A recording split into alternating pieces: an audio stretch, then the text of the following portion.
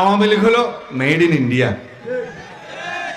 দেশে এখন আর বিদেশি মাল নাই। বাংলাদেশে একটা আওয়ামী লীগ নামের পার্টি ছিল, এক সময় রাজনৈতিক পার্টি ছিল, পরে এটা মাফিয়া পার্টি হয়েছে, ফেসিবাদী পার্টি হয়েছে। একটা বাংলাদেশের বিপক্ষের শক্তি হিসাবে প্রকাশিত হয়েছে। অরাজনৈতিক শক্তি ছিল, এটা মাফিয়া শক্তি ছিল, কোনো রাজনৈতিক চরিত্র ছিল না এই দলের। তো জিনিসের উৎপাদিত দ্রব্যের পিছনে লেখা থাকে মেড ইন বাংলাদেশ। আমরা যত জামা কাপড় বিদেশে গেলে কিনি, দেখা যায় ওখানে শার্টের পিছনে লেখা আছে ভিতরে মেড ইন বাংলাদেশ। গার্মেন্টস তো সব এখান থেকে গেছে, তখন লেখা থাকে মেড ইন বাংলাদেশ। আমেরিকা গিয়ে বাংলাদেশের তৈরি শার্ট কিনে আনে লোকে। এইরকম ইন্ডিয়ার মাল তো ইন্ডিয়াতে রপ্তানি হয়ে গেছে, এখন নতুন করে আবার পাকিস্তানি মাল আসবে নাকি? না।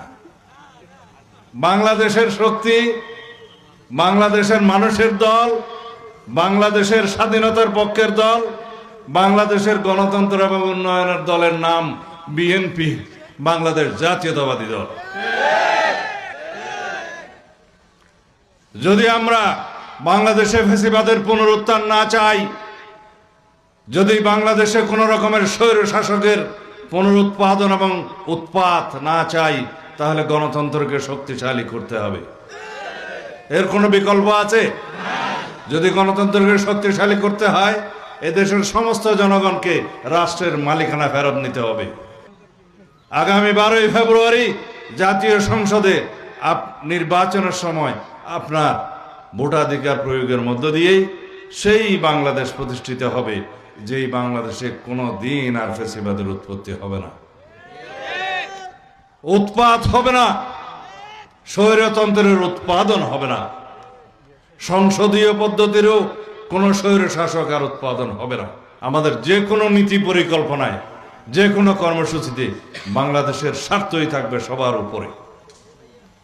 আমাদের কোনো প্রভু নাই বিদেশে, আমাদের বন্ধু আছে বিদেশে। আমরা এই দেশের মানুষকে নিয়ে রাজনীতি করি, এদেশের জনগণের জন্যই আমরা পরিকল্পনা করেছি, কর্মসূচি সৃষ্টি করে কর্মসূচি আমরা প্রণয়ন করেছি। আমাদের কর্মসূচি, আমাদের পরিকল্পনা, আমাদের ইশতেহার, আমাদের ম্যানিফেস্টো জনগণের সামনে আমরা উন্মুক্ত করেছি। আমরা প্রত্যেক জনগণের জন্য, সবার জন্য স্বাস্থ্য চাই। প্রত্যেক দরিদ্র মা বোনের জন্য আমরা ফ্যামিলি কার্ড প্রদান করব, প্রত্যেক কৃষকের জন্য আমরা কৃষক কার্ড প্রদান করব।